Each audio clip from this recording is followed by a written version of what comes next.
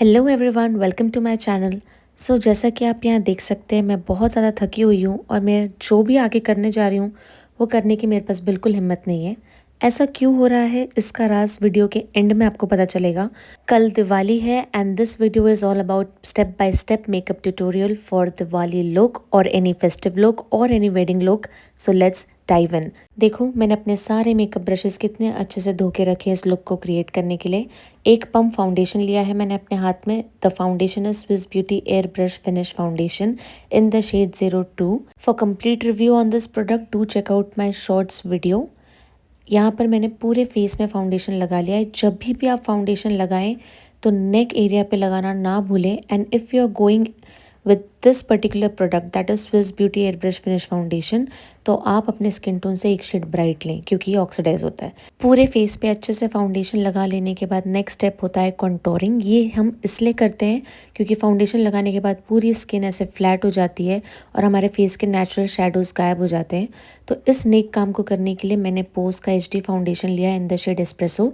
जब भी आप अपने फेस को कॉन्टोर करें तो मेक श्योर कि आप अपने ब्रश को अपवर्ड मूवमेंट में ही चलाएं, जैसे मैं यहाँ पे कर रही हूँ। जब भी आप अपना फेस कॉन्टोर करते हैं तो ब्रश को वहीं चलाएं जहाँ पर आपने प्रोडक्ट लगाया है कॉन्टोर का। नहीं तो फिर आपके फाउंडेशन के साथ अगर वो मिक्स हो जाएगा तो जो हमें लुक चाहिए वो नहीं आएगी। कॉन्टोरिंग होने के बाद आप देख सकते हैं कि मेरे चीक्स काफ़ी पतले दिख रहे हैं और फेस को काफ़ी एक स्ट्रक्चर आ गया है। फाउंडेशन एंड कॉन्टोरिंग के बाद जो थर्ड स्टेप होता है वो होता है ब्लश।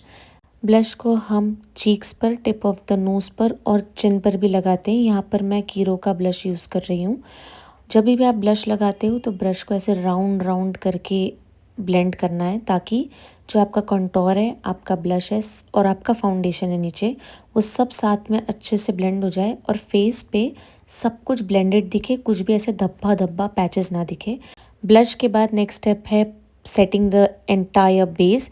इसके लिए हम एक लूज़ पाउडर यूज़ करते हैं। मैं यहाँ पर स्विस ब्यूटी का ही लूज़ पाउडर यूज़ कर रही हूँ। इसके साथ जो एप्लीकेटर आता है वो मुझे इतना वर्थ इट नहीं लगता, तो मैं हमेशा पाउडर ब्रश यूज़ करती हूँ। पूरे फेस पे अच्छे से पाउडर लगा के ब्लेंड कर लें और उसके बाद और सेट करने के लिए एक कॉम्पैक्ट से आप पूरा बेस अच्छे से सेट कर सकते हैं। एज यू कैन सी, जो भी कहीं पर भी ब्लेंड नहीं हुआ होगा अच्छे से या कहीं पे कम ज़्यादा हुआ होगा वो सब सॉर्ट हो जाएगा। स्टेप के बारे में आपने कहीं सुना या देखा नहीं होगा, but I personally always do it, always. इससे ना थोड़ा सा मेकअप स्वेट प्रूफ भी हो जाता है, to be very honest. As you can see, ये फाइनल स्टेप से पूरा बेस बहुत अच्छे से सेट हो गया है और सब कुछ पुट टुगेदर दिख रहा है, कुछ भी ऐसा लाउड नहीं दिख रहा है। And if you have also noticed, foundation भी ऑक्सीडाइज होकर मेरे स्किन टोन का हो गया है। यहाँ पर मैं हाईलाइट कर रही हूँ अपना bridge of nose, cheek bones जो होते हैं ना वो। और इसके लिए मैं यूज़ कर रही हूँ शुगर का ये फेस पैलेट, जिसमें ब्लश, कॉन्टोर और हाइलाइटिंग शेड होता है in the powder format. Base makeup पूरी तरीके से कंप्लीट हो जाने के बाद next we'll move on to eyes. सबसे पहले हम आई शेडो लगाएंगे। यहाँ पर मैं मार्स का fantasy 15 colours eye shadow in the shade 03 use कर रही हूँ। सबसे पहले मैंने एक ट्रांजिशन शेड यूज़ किया है। ट्रांजिशन शेड हम वहाँ लगाते हैं जहाँ पर हमारे आईलिड्स एंड होते हैं, ताकि जो हमारे आईलिड्स है वो अलग से उठ के दिखे हमारे वो पूरे आई सॉकेट के एरिया में। ट्रांजिशन शेड वो होता है जो आपके स्किन टोन से सिमिलर होता है, लाइट इन कलर होता है और उसका काम होता है आपके आईलिड्स को एक अलग ट्रांजिशन देना, एक लाइन ड्रॉ करके। ट्रांजिशन शेड लगा लेने के बाद आपको अपने आउटफिट के हिसाब से वो डार्क शेड लेना है और उसको कॉर्नर ऑफ द लिड्स पे लगाना है। यहाँ पर मैंने डार्क रेड शेड लिया है और उसको कॉर्नर में लगाया है। हाँ, आगे भी उसको फैलाया है, लेकिन आगे में लाइट होना चाहिए, कॉर्नर में डार्क होना चाहिए and at the same time आपके ट्रांजिशन शेड के साथ भी वो ब्लेंड होना चाहिए। ये पूरा काम होने के बाद जो भी ग्लिटर शेड आपको लेना है वो आप लो। स्पेशली यहाँ पर हम ज़्यादातर गोल्डन ही लेते हैं, तो मैंने यहाँ पर गोल्डन शेड लिया है और फिर उसको inner corner of the lid से लगाना शुरू किया है और धीरे धीरे मैं उसको पीछे की तरफ भी लगा रही हूँ। बट अगेन यहाँ पर ये inner corner of the lids पे डार्क होगा और पीछे जैसे जैसे ज़्यादा जाएगा लाइट रहेगा। तो आप समझ रहे हो, ट्रांजिशन शेड, उसके बाद dark shade at outer corner of your lids और एक glitter shade inner corner of the lids. और फिर बीच में ये तीनों ही शेड्स ब्लेंड हो जाने चाहिए, कहीं पे भी लाइंस नहीं होना चाहिए। और उसके लिए आप ब्रश से पूरी चीज़ों को एक साथ ब्लेंड करोगे and then you will have that final good blended eye look जहाँ पर सब कुछ पुट टुगेदर दिखेगा।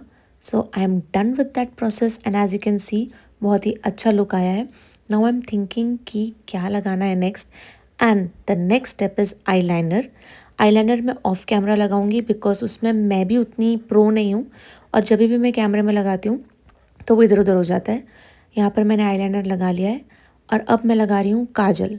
काजल जब भी आप लगाओ तो outer corner of the eyes पे लगाओ, क्योंकि अगर आप पूरी आँख पे अगर काजल लगाओगे तो आपकी आँख छोटी दिखेगी। To achieve a fuller look for your eyes हमेशा काजल आउटर कॉर्नर पर लगाएं और बीच तक लगाएं, पूरी आँखों पर मत लगाएं।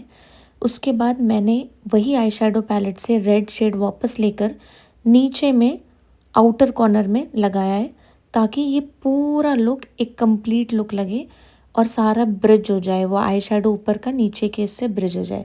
सब कुछ होने के बाद आईब्रोज काफ़ी डल दिख रही है, and the next step is doing your eyebrows. यहाँ पर आईब्रोज करने के लिए मैंने स्विस ब्यूटी का eyebrow and jail eyeliner use किया है। इसको कभी भी आप डार्क लगाएं अपने आईब्रोज के एंड पर, अंदर की तरफ एकदम हल्के हाथ से बस एक बार फिल करें, लेकिन डार्क उसको एंड पर करें। अगर आपने गलती से अंदर की तरफ डार्क डार्क भर दिया तो आप राक्षस टाइप वाला लुक आ जाएगा। आई मीन आप समझ रहे हो, वो अच्छा नहीं दिखेगा बिल्कुल भी। आईब्रोज हो जाने के बाद मैं यहाँ पर मस्कारा लगा रही हूँ। आप देख रहे हो सबसे ज़्यादा टाइम आई लुक क्रिएट करने में लगता है, बेस वगैरह सब जल्दी हो जाता है, but doing your eyes is the challenging part. As you can see कि वो ब्राउ का एरिया काफ़ी डल लग रहा है। So the next step is using the highlighter shade that we use for our nose and cheek bones, use the same shade for your brow bones. यहाँ पर जब आप हाईलाइट कर देते हो तो लुक और कंप्लीट हो जाता है, एंड इसके बाद apply the same highlighter at the inner corner of your eyes. इससे आपकी आंखें खुली हुई और काफ़ी ब्राइट दिखती है। थोड़ा बहुत हाइलाइटर आपको आपके फोरहेड पे भी लगाना चाहिए, and after doing the highlighting part my look is complete except for the lipstick. सब कुछ हो चुका है, and here is the final look in 3, 2, 1। जिसने भी मेरे करवा चौथ के व्लॉग और शॉर्ट्स देखे होंगे उनको पता होगा कि ये मेरा बेसिकली करवा चौथ लुक है, and this is the reason why मैं स्टार्टिंग में इतनी डल थी, क्योंकि ऑफ कोर्स यहाँ पर मैं भूखी प्यासी हूँ।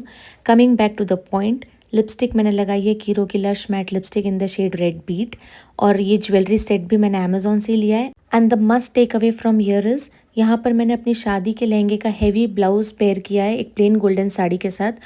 I hope this video was helpful for you. Do subscribe to my channel and take care. Happy Diwali!